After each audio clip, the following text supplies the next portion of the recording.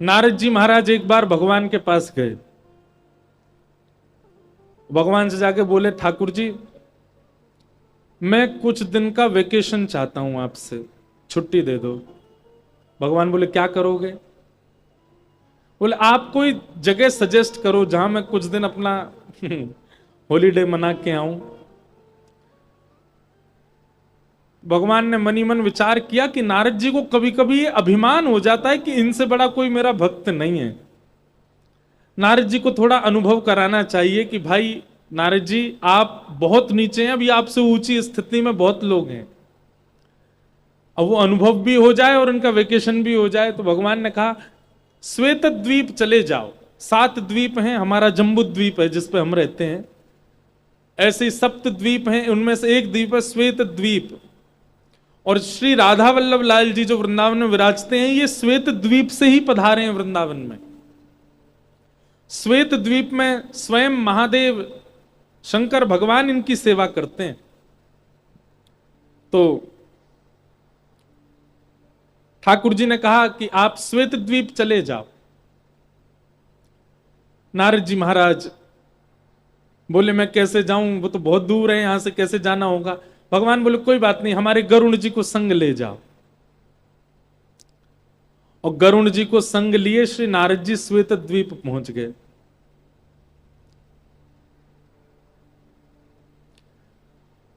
श्वेत द्वीप में जाकर के क्या दर्शन किया, बहुत सावधानी से सुनो।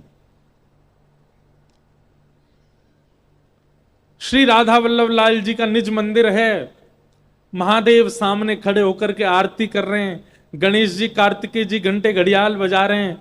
श्री पार्वती मैया जी पीछे खड़े होकर के चमन डोरा रही हैं। और पूरा शिव परिवार राधा वल्लभ जी की सेवा कर रहा है। राधा वल्लभ जी ठाकुर जी हैं महादेव के। और लाखों की तादाद में दर्शनार्थी श्री राधा वल्लभ जी के दर्शन कर रहे हैं। और उन लाखों दर्शनार्थियों के पीछे श्री नारद जी और गरुण जी खड़े होकर के राधा वल्लभ जी का दर्शन कर रहे हैं। और तभी क्या हुआ, आरती पूर्ण होते ही सब जय जयकार करने लगे। महादेव ने जल छिड़काया, सबके ऊपर प्रसादी बांटी। और उसके पश्चात महादेव ने जैसे ही पर्दा किया, पर्दा करते ही जितने दर्शनार्थी खड़े थे सब मूर्छित होकर गिर पड़े। अकेले नारद जी खड़े रह गए और गरुण जी, बाकी सब मूर्छित हो गए। नारद जी बोले, ए गरुण भैया जी क्या हुआ? बोले, पता नहीं, देखना जरा सबकी श्वास चल रही है कि नहीं।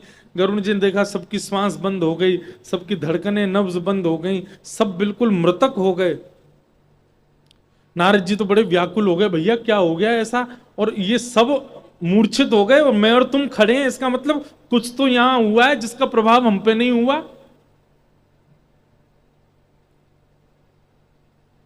नारद जी बड़ी चिंता में थोड़ी देर देखने लगे, क्या हुआ क्या हुआ।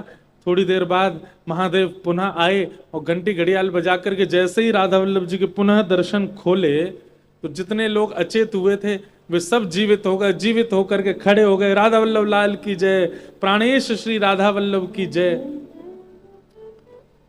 नारद जी बोले, भैया जी क्या है?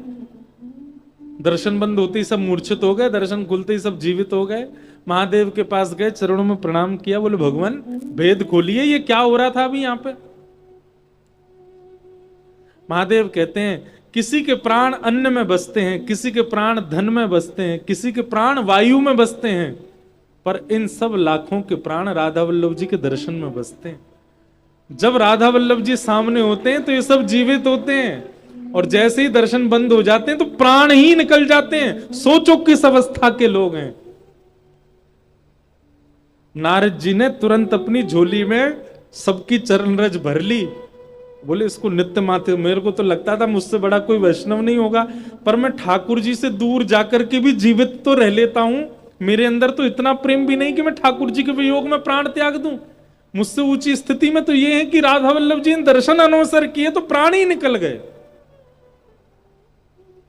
हे गरुण भैया तुम भी ले जाओ, थोड़ी बहुत रज रोज लगाएंगे भैया, इनकी कृपा हो जाए हमारे ऊपर।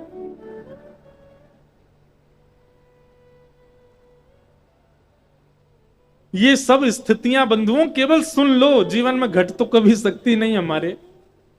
पर क्या पता इनका थोड़ा अंश तो आवे, और उसका जो सुख है ना, उसका जो आनंद है ना, वो या जाने कहां गवार, प्रेम ने दिया कि सदा उल्टी बहे धार, कौन पावे या को पार।